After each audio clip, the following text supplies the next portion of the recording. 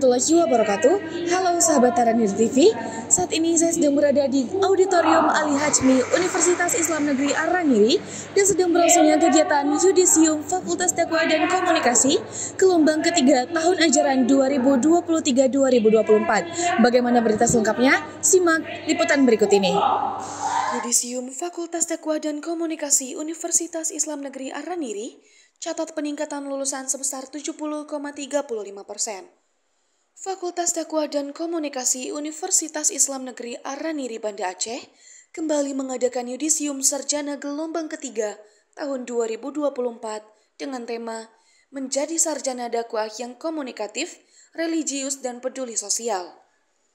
Acara tersebut berlangsung di Auditorium Profesor Ali Hachmi Universitas Islam Negeri Araniri Banda Aceh, Selasa pada tanggal 5 September 2024.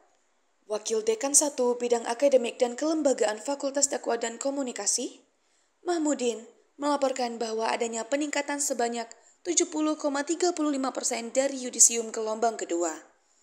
Jumlah mahasiswa dinyatakan lulus sebanyak 199, yang terdiri dari 77 orang laki-laki dan 122 orang perempuan. Dalam orasi ilmiah, Diki Arya Sandi menyampaikan pentingnya para lulusan melakukan kajian atau analisis terkait masalah kemiskinan di Aceh.